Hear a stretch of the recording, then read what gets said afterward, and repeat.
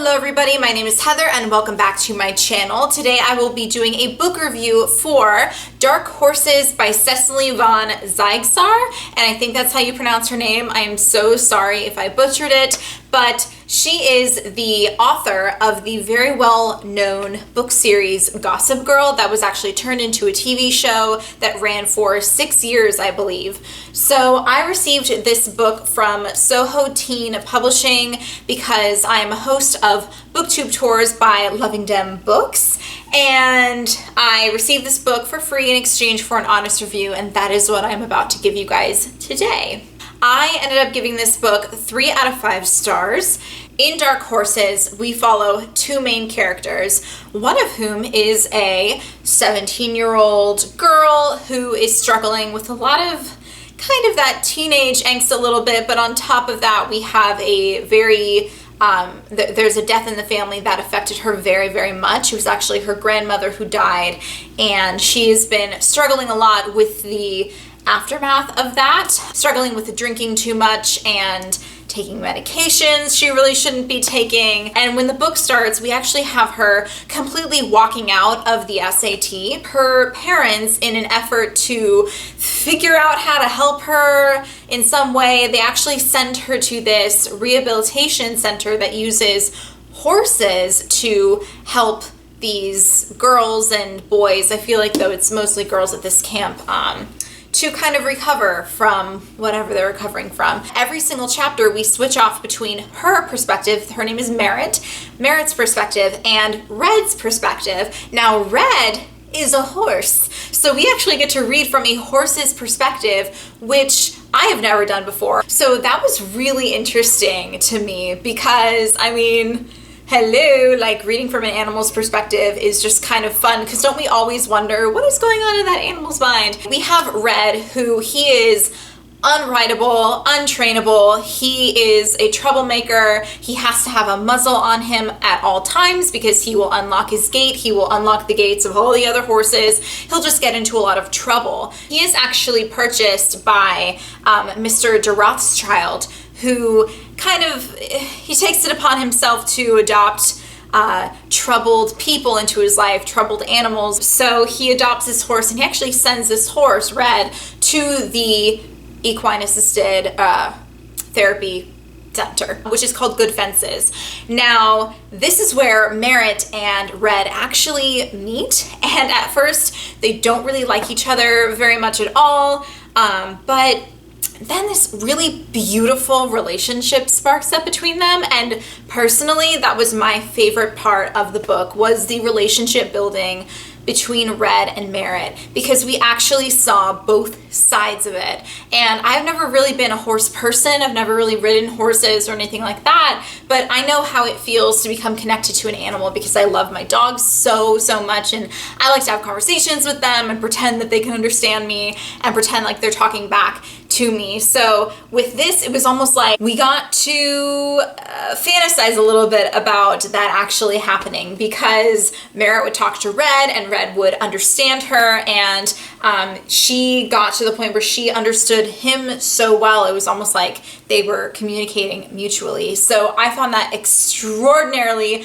beautifully written, and you can absolutely tell that the author loves horses. So those are our 2 main characters, and to me that was just the best part of the book, is that relationship.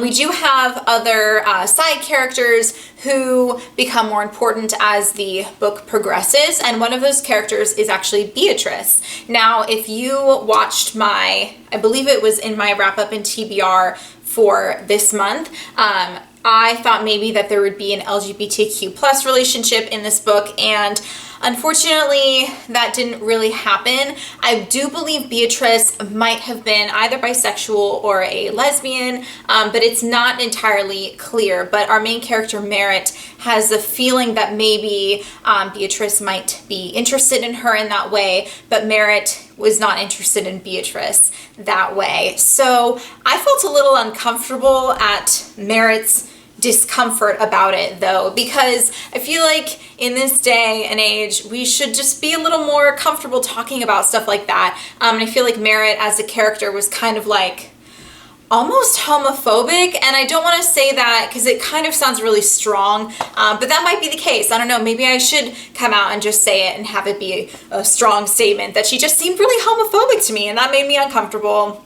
So I didn't entirely like that part of Merritt's character, because we do have the other character, Carvin, who is the, I guess, the male love interest, and all along she's trying not to like him. She's trying to just kind of write him off and be like, no, I don't want to be with him. Besides, he's probably gay.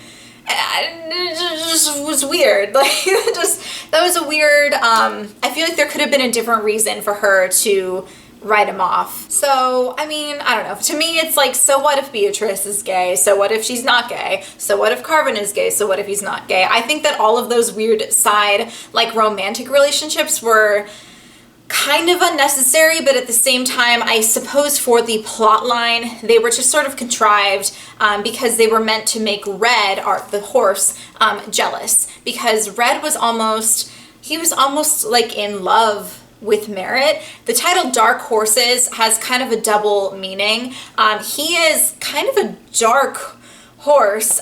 He has sort of bad intentions, and he can be kind of he has these like bad tendencies, or I almost want to say evil tendencies, and he doesn't quite feel guilty about the things he should feel guilty about. He's a horse, so maybe horses' sense of justice is different than humans. He feels guilty about certain things only because it made Merritt go away maybe, or made Merritt treat him a little bit differently. So he was so insanely one-track minded, and that one-track mind was focused right on Merritt at all times, which is kind of beautiful in a way, but also very dangerous. We have these two troubled characters. So we know that Red is a horse and he is a dark horse, but in a way, Merritt is also her own. She has her own level of darkness. I felt almost unsatisfied with the ending.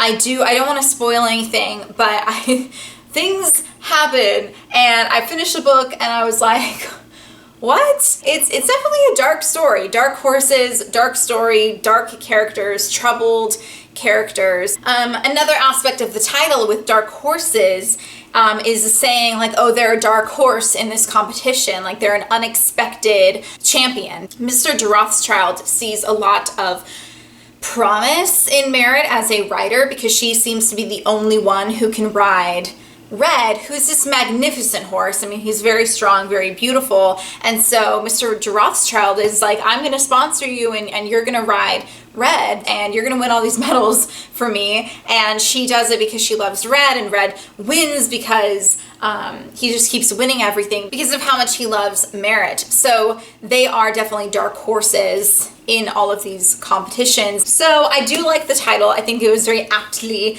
named. I did find that Merritt's progress was, you know, pretty realistic. It was disappointing as a book plot line, because in a book you really want to see people like grow and develop and get better, but in reality it doesn't work that way. There are relapses, then they'll seem to get better, and then there are relapses again. So very realistic. All in all, like I said before, I gave Dark Horses a 3 out of 5 stars. Especially the first half I particularly enjoyed, but as it got to the building of the other relationships, besides between Merritt and Red, but between Merritt and Carvin and Merritt and Beatrice, I felt that those relationships were very lacking to me, so I kind of had to lower my score there a little bit, but just because I didn't quite feel satisfied with the ending, I didn't lower my score because of that, because I do see the reason behind the way it ended the way it did. I do want to mention that you can enter for a chance to win Dark Horses, and the information, the link for that will actually be in the description box below, as well as the links to the author's information. So I hope you enjoyed this video. If you did, please give it a big ol' thumbs up and subscribe to my channel if you so please. I'll see you guys in my next video. Bye!